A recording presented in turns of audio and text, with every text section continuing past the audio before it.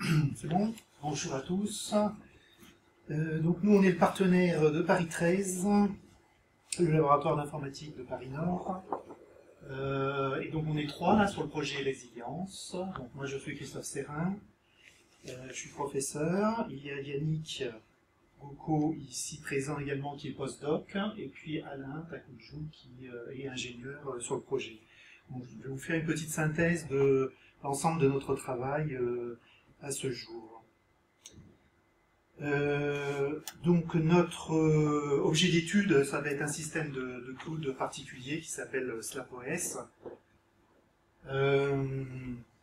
qui est en fait un cloud un peu particulier.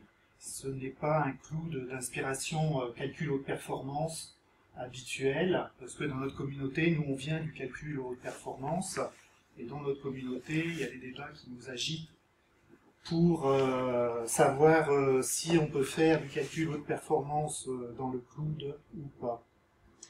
Alors c'est pas tellement notre problématique ici, avec ce cloud SlapOS, qui est en fait un cloud en rupture par rapport à ce qui se fait, c'est-à-dire qu'il n'utilise pas typiquement de machines virtuelles,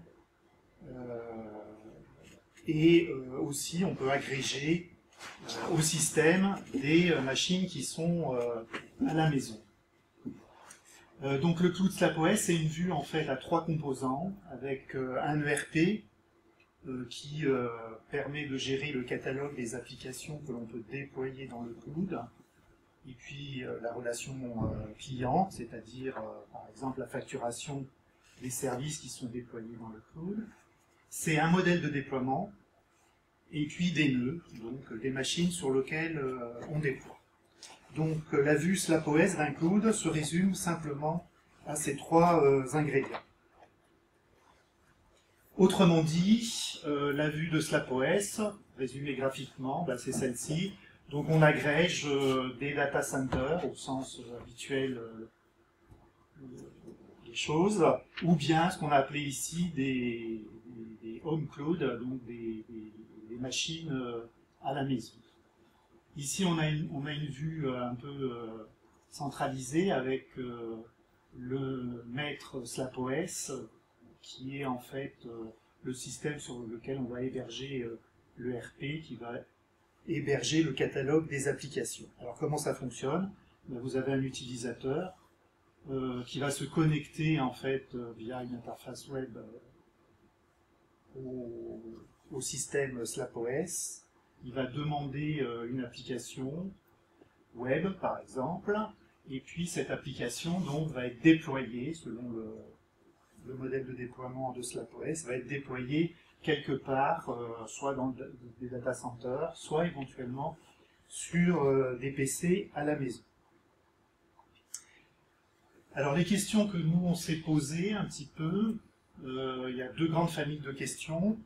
D'abord une famille de questions qui est relative à la technologie SlapOS, et le travail qu'on a fait, c'est d'essayer de pousser à ses limites la technologie SlapOS, en faisant tourner dessus non pas des applications web, qui sont des applications fonds de commerce de SlapOS, mais typiquement des grilles de PC.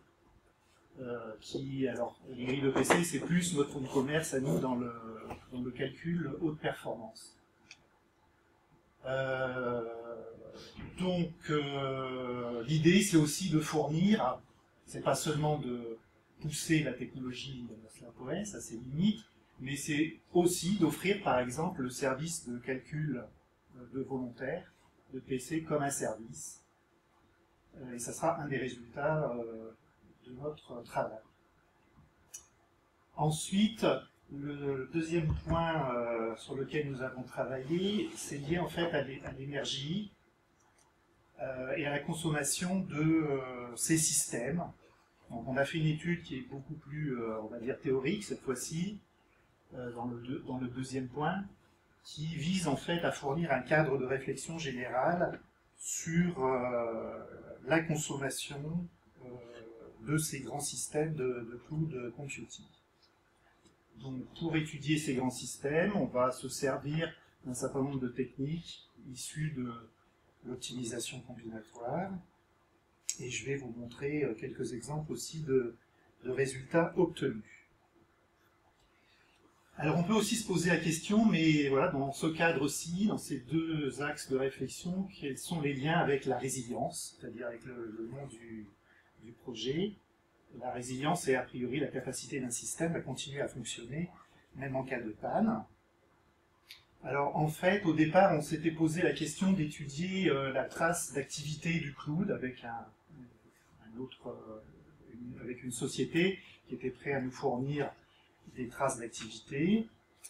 On a eu quelques problèmes techniques, donc on s'est tourné plutôt sur l'étude des comportements des volontaires dans les grilles de PC. Donc les machines, a priori à la maison, qui participent au calcul global, et on essaye donc de prévoir un phénomène qui est combien ça consomme d'un point de vue énergétique, en fonction des disponibilités. Donc là on retrouve les notions de résilience. Disponibilité parce que les machines à la maison apparaissent et disparaissent. On rentre chez soi, on plie son PC, et puis quand on arrive à la maison, on repart éventuellement et on redevient volontaire dans le système global. Donc on cherche à minimiser un petit peu l'énergie électrique de ces grands systèmes. Alors concernant le premier point, donc les grilles de PC et SlapOS. Je vais revenir un petit peu sur des éléments historiques et en deux, trois transparents, vous rappeler un petit peu ce que l'on savait faire à partir des années 90 avec les grilles de PC. Donc le projet le plus emblématique, c'est un projet qui s'appelle Boeing, qui est un projet maintenant qui a plus de 15 ans d'existence, donc développé par Berkeley, qui consistait à faire appel à la communauté, aux gens, à des personnes, à des internautes chez eux, pour leur envoyer un code qui faisait une FFT, qui continue à faire une FFT, et puis un morceau de ciel, et puis le volontaire à la maison répondait oui ou non, j'ai trouvé de la vie extraterrestre dans ce coin du ciel. Donc dans les premiers systèmes comme ça de grille de PC, on a eu des architectures très monolithiques en fait, avec l'ordonnanceur, les interfaces, la gestion des données entre les différents participants. Tout ça a été figé dans le système, mais on a réussi donc à fédérer des milliers de nœuds. Boeing continue à avoir plus de 2 millions d'utilisateurs, je crois, de mémoire. On a mis en place des stratégies pour franchir les firewalls, par exemple. Voilà. La deuxième génération, on a essayé de construire des architectures un peu plus distribuées.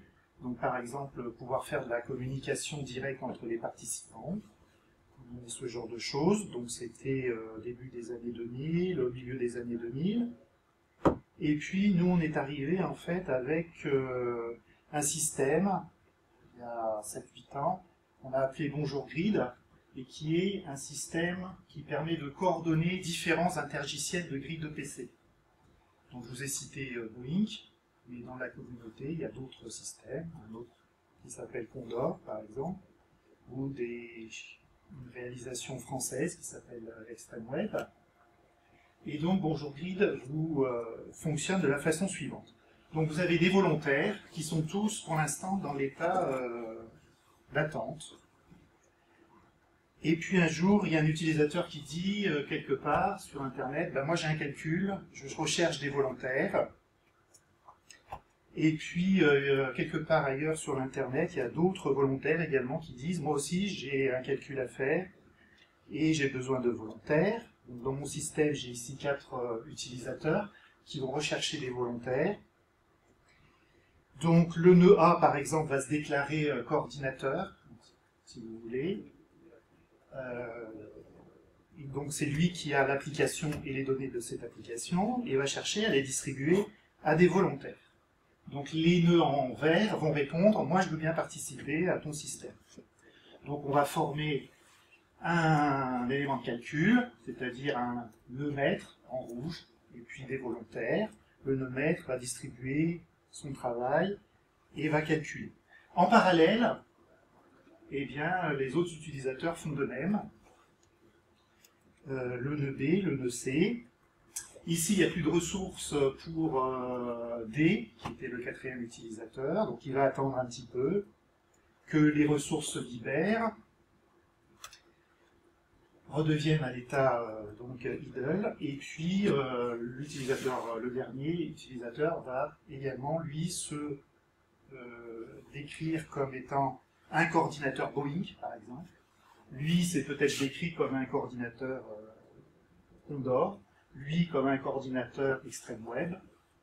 Donc tout est possible à ce niveau. Donc, qu'est-ce qu'on a fait avec ce genre de système? Eh bien, on l'a intégré comme un service dans le cloud. Donc, tous les systèmes dont je viens de parler ont été intégrés, grâce à Alain, dans le cloud avec SlapOS, avec un certain nombre de difficultés techniques qui se sont posées.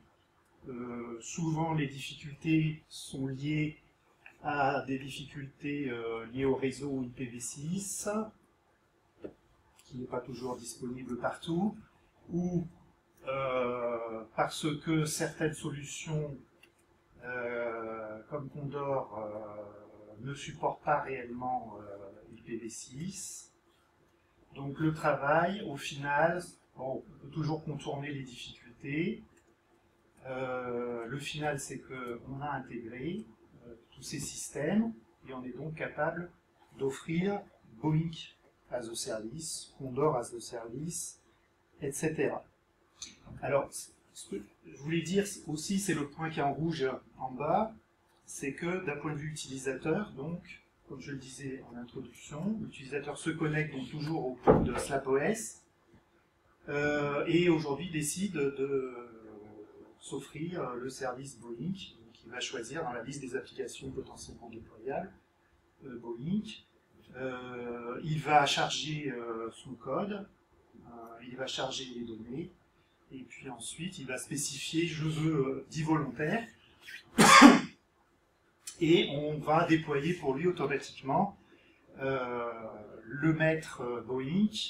On va déployer aussi des volontaires, et puis on va tourner donc l'application Boeing pour rendre son service. Donc voilà un petit peu ce qui a été réalisé. Boeing as a service, Condor as a service, ensuite on a Bonjour Grid as a service. On a aussi une version étendue, ça c'est un travail très récent, de Bonjour Grid avec des gestionnaires de données. Dans l'animation précédente, vous avez vu qu'on déployait uniquement des serveurs de calcul. Mais pour certaines applications, on a aussi besoin de déployer des caches distants et des caches locaux. Alors un cache distant, c'est quoi? C'est un serveur de gestion de données qui va aller chercher quelque part sur Internet les données, les ramener au niveau du maître. Et puis un cache local, c'est un serveur de gestion de données qui va distribuer les données auprès des volontaires. Donc le protocole que je vous ai décrit de Bonjour Grid est actuellement un petit peu plus complexe. Donc vous avez des volontaires, vous avez des nœuds maîtres, mais vous avez également différentes formes de gestionnaires de données et de caches locaux et distincts. Alors on a aussi déployé une image de SlapOS dans l'infrastructure nationale pour la recherche, donc, qui s'appelle Grid 5000, qui est une plateforme nationale pour les chercheurs. Une plateforme sur laquelle tout un chacun peut être root, super utilisateur et déployer ses applications. Et puis donc sur Grid 5000, on termine là un gros test qui nous permet de valider en fait notre système Bonjour Grid avec des gestionnaires de données donc, dans SlapOS au-dessus de Grid 5000 en faisant tourner en fait l'équivalent de 1000 services. Donc 1000 nœuds jaunes comme vous avez vu tout à l'heure. Donc ça commence à faire un travail à une échelle relativement grande. Par ailleurs, il y a eu d'autres intégrations qui ont été faites aussi par Alain ici. donc pour des besoins aussi du projet SlapOS. Donc notamment, nous avons discuté avec des collègues de Paris 13, du laboratoire à côté de chez nous, là, pour intégrer des sondes Zabbix pour faire du cloud gaming, par exemple. Donc c'est un travail qui est un petit peu en cours, on va essayer de relancer. Alors qu'est-ce que ça donne, par exemple? Là c'est la plateforme, une plateforme as a service pour les applications PHP qui ont été intégrées. Donc ça nous permet de gérer les applications PHP avec l'interface graphique. À droite, c'est également l'intégration d'un outil dans SlapOS qui permet d'avoir un bureau virtuel dans le navigateur. D'accord? Donc là, on est dans le navigateur, et à l'intérieur du navigateur, c'est donc un bureau virtuel Linux Ubuntu qui tourne. Donc là aussi, c'était des études de cas pour montrer, en particulier à mes collègues, ce que l'on pouvait faire avec SlapOS. Donc tout ça est intégré aussi dans SlapOS et offert as a service. Deuxième partie maintenant, donc les problématiques énergétiques. Donc je rappelle qu'on est dans un contexte de ce qu'on a appelé nous cloud volontaire, c'est-à-dire un cloud qui est capable d'agréger des machines à la maison, mais aussi des data centers au sens OVH et compagnie, et qui vont servir des requêtes, un certain nombre de demandes. Donc quel est l'avantage de cette organisation cloud volontaire? Par exemple, on peut gérer l'élasticité, peut-être plus facilement, donc en déportant l'application, si le data center est vraiment rempli, sur des machines volontaires. Mais comme on est aussi sur des machines volontaires, on n'a pas que des avantages, on a l'inconvénient qu'il faut gérer l'indisponibilité des nœuds. Et donc, si on est capable de prévoir l'indisponibilité, on va migrer l'application qui est tournée sur un nœud ou créer des réplicas des services. Donc dans ce cadre, dans ce contexte, le problème que l'on a traité, c'est le suivant. Donc on se donne un ensemble d'applications qui sont requises par les clients sur un intervalle de temps, et l'objectif c'est de trouver un plan de déploiement qui est le moins consommateur en énergie possible sur notre infrastructure donc de cloud volontaire. Pour résoudre ce problème, donc on va utiliser des techniques de résolution issues de l'optimisation combinatoire, donc c'est des techniques qui s'appellent ILP par exemple, ou bien le développement d'heuristiques dites Glutton. Donc ça c'est un peu le travail théorique. Le travail et la validation expérimentale également a donné lieu à beaucoup de travail. Et on part à partir aussi de données observées, donc sur la disponibilité des volontaires dans les systèmes de grille de PC. Ça, on a de la littérature. On a aussi de la littérature pour donner les valeurs de consommation des liens dans les réseaux. Voilà. Et puis, typiquement, ce que l'on fait, on va confronter des solutions a priori exactes, obtenues par certaines techniques, avec des résultats obtenus par en fait des heuristiques. Donc on obtient différents types de résultats, deux types de résultats, des résultats de théoriciens si vous préférez, qui sont que effectivement notre problème est NP difficile, non approximable, par exemple. Les résultats opérationnels, on peut construire des programmes qui vont résoudre en utilisant des solvers connus comme Simplex le problème. Donc également, on a d'autres résultats opérationnels qui sont des heuristiques Glutton. Alors, le problème mathématique, juste pour vous montrer qu'on fait un petit peu des maths aussi. Donc ici, vous avez la modélisation un petit peu des contraintes sur notre système. Par exemple, eh bien, on va dire qu'une application ne peut être déployée que sur une machine, évidemment, qui est disponible. Toutes les copies des applications doivent être déployées sur des machines distinctes. Bien entendu, on n'a pas le droit, pour des raisons de résilience, de déployer plusieurs instances d'une même application sur une même machine. Et puis on a des contraintes de capacité, par exemple sur les nœuds qui hébergent nos services. Et c'est la contrainte ici C3 qui dit eh bien, le nombre d'applications que l'on peut assigner à une archive I ne peut pas excéder une certaine constante Q, I. Donc dans ce contexte, on va écrire la fonction objective de l'énergie. Donc là, vous avez une partie qui a attrait à la consommation de l'application. Et la deuxième partie, c'est la modélisation de la migration des applications. On exprime le problème, on a exprimé les contraintes ici, on a quelques détails techniques là, en bas. Et puis donc ce programme, on le passe dans un solveur et on va trouver le meilleur plan de déploiement sur notre cloud volontaire. Alors ensuite, on essaye de valider aussi. Donc on a développé également des heuristiques. C'est les bâtons bleus ici principalement.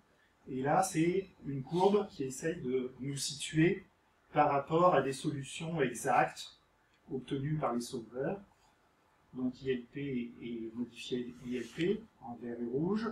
Et on s'aperçoit que finalement, on n'est pas très loin dans la pratique sur un certain nombre d'instances du problème, une trentaine d'instances, on n'est pas très loin finalement de la solution exacte du problème. Bon, le problème, c'est que pour obtenir la solution exacte, il faut faire tourner des jours et des jours le solveur. Donc, bien entendu, on ne veut pas ça, et c'est pour ça qu'on va sur des solutions à base d'heuristiques. Alors ensuite, un autre type de validation expérimentale. Bon, ici, on se compare par rapport à une heuristique de base, et puis ici, il y a deux autres heuristiques, et on essaye d'estimer expérimentalement l'écart ou le surcoût énergétique par rapport à une solution de référence. Voilà, et donc là, on voit qu'on est à peu près à 15% pour les bleus, et un peu plus, 20% de consommation supérieure avec ce type d'heuristique. Donc on peut avoir une certaine, à travers ces courbes, on peut mesurer une certaine qualité des solutions procurées par les différentes heuristiques. Alors, tout ce travail a donné lieu en fait à une réflexion plus générale, que j'ai essayé de résumer ici, qui est le suivant. En fait, vous avez d'autres variantes du problème de minimisation d'énergie qui peuvent également s'exprimer en termes de problèmes d'allocation, tels qu'on les connaît en ordonnancement. Et ces problèmes d'allocation peuvent venir de cloud computing, mais aussi de la discipline de service computing. Et l'idée, ça va être de converger vers un framework général, un cadre général de résolution en contexte parallèle, à partir du moment où on arrive à formuler nos problèmes de service computing ou de cloud computing en termes d'une variante de problème de satisfaction de contraintes, qui est un problème bien connu en optimisation combinatoire. Donc, pour résumer, on s'est aperçu que si on arrivait plus ou moins à formuler nos différents problèmes, en tout du moins qu'il y avait une grande classe de problèmes en service computing et en cloud computing qui pouvaient plus ou moins s'exprimer en termes de CSP, on allait pouvoir fournir pour ces problèmes un cadre général à base de techniques qu'on appelle branch and bond, décomposition de domaine, et pour la partie parallèle de vol de travail. Et donc on allait pouvoir résoudre les problèmes de manière satisfaisante, tout du moins en temps de calcul. Donc le travail sur lequel Yannick est en cours, là, eh bien, c'est l'écriture d'un prototype pour implémenter toutes ces idées qui dépassent, hein, c'est ce qu'il faut voir, qui dépassent le simple problème de la minimisation d'énergie dans le cloud volontaire. Donc voilà pour les résultats expérimentaux. Je vais faire une petite synthèse également d'autres types d'activités qu'on a été amenés à faire dans le cadre de résilience. Donc on a pu mettre en place des formations et du tutoriel dans le cadre de conférences internationales. On est allé aussi à Lille l'année dernière former les ingénieurs de l'INRIA. On a mis en place également, j'ai mis en place en fait dans le cadre du module calcul scientifique de notre école doctorale une journée de formation sur le cloud, SlapOS. Nous avons prochainement également des rencontres sur lesquelles on évoquera les problématiques de cloud computing à Vichy. J'ai été contacté aussi à un moment donné par une personne de notre incubateur qui voulait déployer en fait ou intégrer dans le cloud un logiciel, on va dire, open source de test. Logiciel. Bon, ça n'a pas abouti, on a commencé à faire une préétude, mais finalement, ce monsieur a eu des problèmes et on n'a pas pu continuer à travailler avec lui. Bien entendu, une de nos activités essentielles, c'est d'écrire des articles, de les envoyer à des bonnes conférences. Donc on a pas mal de résultats publiés chez U3E, dans différentes conférences et workshops, avec des collaborations internes, donc avec des gens de Nexedi, avec Jean-Paul, ici, avec des collègues également chinois, et puis donc du travail qui se termine ici, des publications en journaux. Des rapports techniques pour expliquer comment on fait l'intégration dans SlapOS. Il y a un dernier rapport technique qui explique comment intégrer SlapOS dans notre plateforme nationale Grid 5000, avec une petite étude de cas. On va essayer de faire également une présentation lors de l'école de printemps de Grid 5000 pour expliquer donc, comment déployer SlapOS. Voilà. Et puis peut-être dernier point, donc la synthèse de la synthèse. J'espère que vous avez pu apprécier que nous avions produit pas mal d'articles, nombreuses actions aussi pour faire connaître SlapOS dans différentes communautés, Grid 5000 ou via l'instance qu'on a déployée aussi chez nous en interne à Paris 13, des collaborations avec la Chine, la Tunisie. On a travaillé aussi sur une AMR entre différents partenaires ici, P13, Nexedi et aussi P7. Malheureusement, on est passé juste en dessous de la barre des sélectionnés, la tentative de transfert.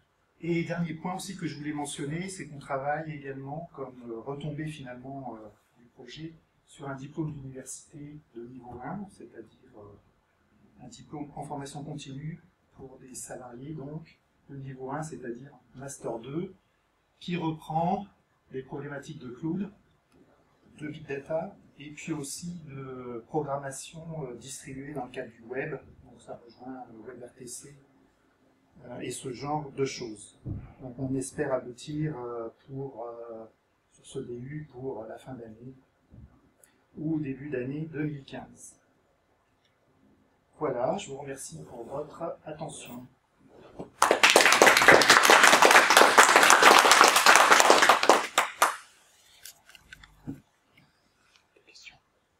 Des questions?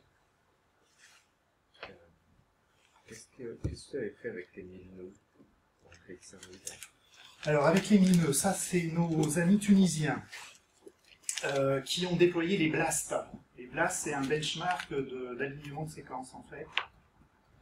mais avec les gestionnaires de données dont j'ai évoqué un petit peu tout à l'heure. C'est-à-dire qu'on peut configurer nos 1000 nœuds pour soit être nœud de calcul, soit être nœud de gestionnaire pour aller chercher sur des serveurs d'archives la séquence à aligner. Et donc on peut faire tout couplage de X serveurs de données avec Y nœuds de calcul, possible et imaginable. Donc ça, c'est un peu les tests qui sont en cours pour valider en partie le nouveau Bonjour Grid avec les gestionnaires de données. Mais donc c'est des nœuds SlapOS ou c'est des nœuds autre chose, hein? Oui, c'est des nœuds SlapOS. Donc on déploie en fait SlapOS dans Grid 5000. On a une image, Alain nous a fait sur une combien image. de machines? Sur donc 50 machines, 20 partitions. D'accord. Okay, ça se fait sur Lyon également. Lyon a bien voulu aussi nous ouvrir certains ports pour faire du PV6 et sortir. Enfin bon, des discussions aussi techniques pour pouvoir l'utiliser. Donc on a 50 machines physiques. Dans chaque machine physique, il y a 20 partitions au sens SlapOS, donc 20 services, on va dire plutôt. Donc 20 fois 50, potentiellement 1000 services, qui sont soit le service de calcul de l'alignement de séquence, soit la récupération via différents outils qu'on peut sélectionner aussi à la volée. Des gestionnaires de données qui s'appellent BitView ou bien Stork, des choses un peu connues dans la communauté des grilles de PC. Et comment marche le déploiement avec la deploy? Qu'est-ce qu'il y a comme opération à faire? Alors Alain, est-ce que tu peux nous répondre, toi, qui as fait les choses?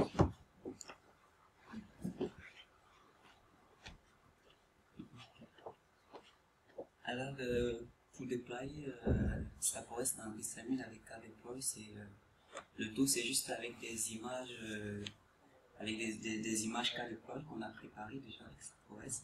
Donc, il suffit juste il y a une commande KDeploy, donc KDeploy, et puis spécifier le nom de l'image. Et on a un nœud SlapOS.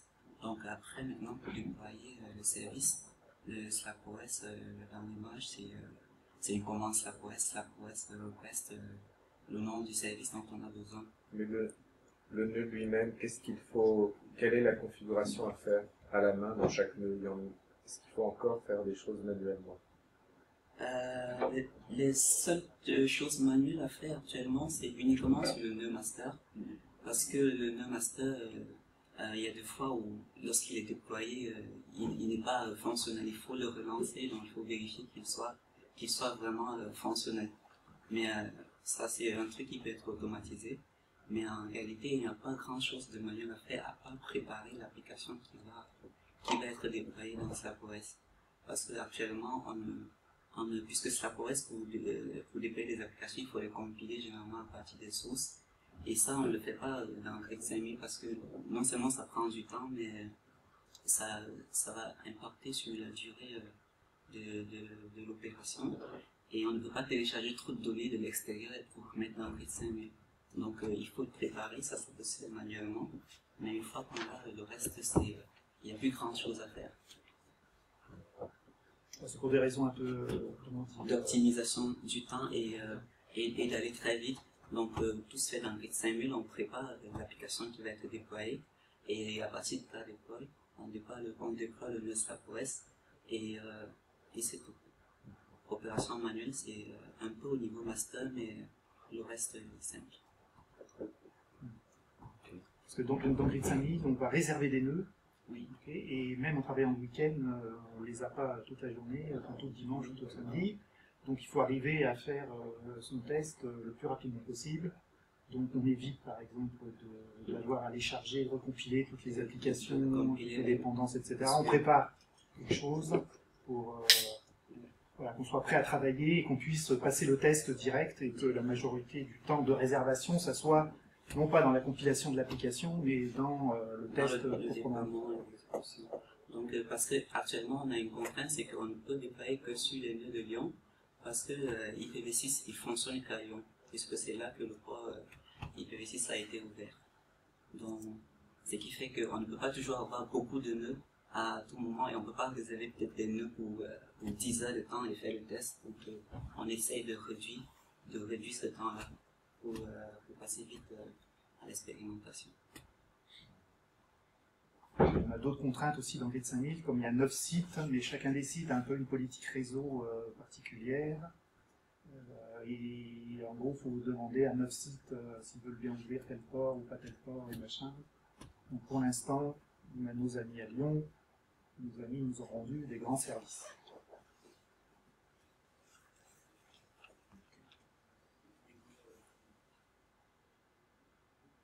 Voilà.